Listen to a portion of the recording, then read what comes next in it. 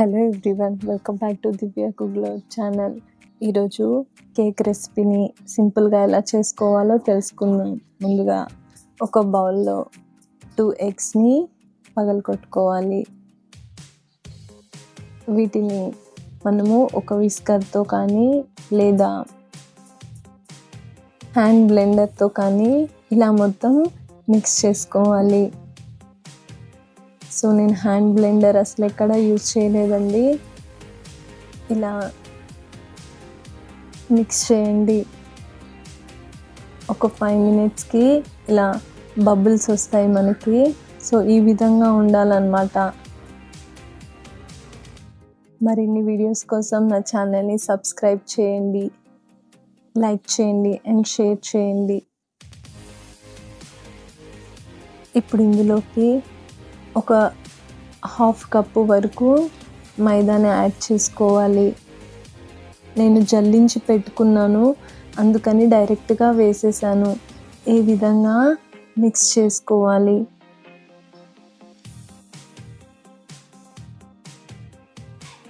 ఇలా మొత్తము కన్సిస్టెన్సీ అనేది ఉండలు లేకుండా ఉండాలి. అప్పుడే మనకి కేక్ మంచిగా వస్తుంది. అలాగే కొంచెం పాలు యాడ్ చేస్తున్నాను. కొంచెం కొంచెం మైదా వేసుకుంటూ ఇలా కావలసినన్ని కొన్ని పాలు వేస్తూ ఇలా కలుపుకుంటున్నాను.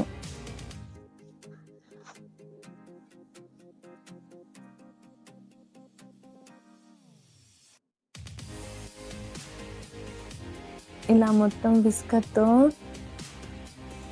కలిపేసేయాలి. ఇప్పుడు ఇందులోకి మన టేస్ట్కి తగ్గట్టుగా షుగర్ పౌడర్ చేసుకొని యాడ్ చేసుకోవాలి.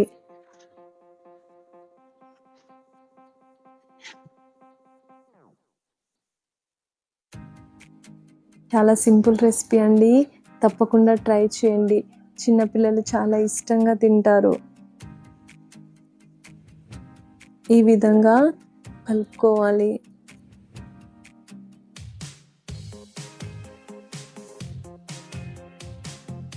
ఇప్పుడు ఇందులోకి 1 స్పూన్ బేకింగ్ పౌడర్, అలాగే ఒక 1/2 స్పూన్ వరకు బేకింగ్ సోడా యాడ్ చేసుకోవాలి.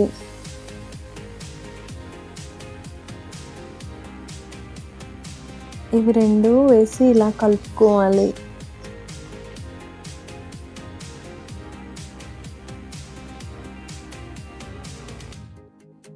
ఇలా కలుపుకున్న తర్వాత ఒక బౌల్ తీసుకొని అందులో కొంచెం నూనె కానీ లేదా నెయ్యి కానీ లేదా బటర్ కానీ రాసి పెట్టుకోవాలి. మనం కలుపుకున్న కన్సిస్టెన్సీ ఇందులోకి యాడ్ చేసుకోవాలి. సో అది కింద అంటకుండా బటర్ పేపర్ కూడా వేసుకోవచ్చు. నేను డైరెక్ట్గా ఆయిల్ అప్లై చేసి ఇలా మొత్తం వేసేసాను.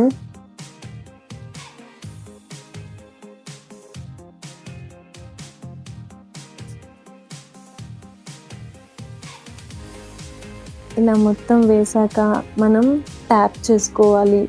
ఒకసారి ఇలా బౌల్ని ట్యాప్ చేసుకుంటే అందులో ఏ బబుల్స్ ఉన్నా పైకి వచ్చేస్తాయి.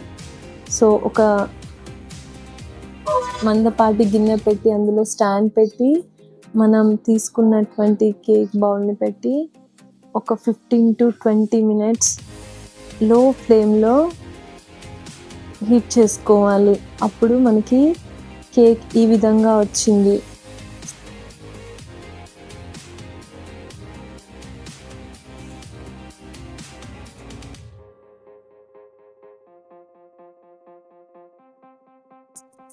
కంప్లీట్గా చల్లారిన తర్వాత ఈ విధంగా ఒక ప్లేట్లో తీసుకోవాలి. ఇలా బౌల్ ఉల్టా పెట్టి కొట్టామనుకోండి వచ్చేస్తుంది. సో నేను చేసిన కేక్ ఈ విధంగా వచ్చింది. మీరు ఎలా చేశారో, మీకు ఎలా కుదిరిందో తప్పకుండా కామెంట్ బాక్స్లో కామెంట్ చేయండి.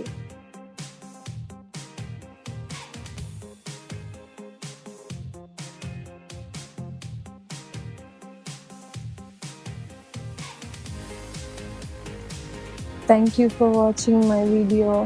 For more videos, subscribe to my channel. చూసారు కదా, ఇంత స్పాంజీగా మెత్తగా వచ్చింది.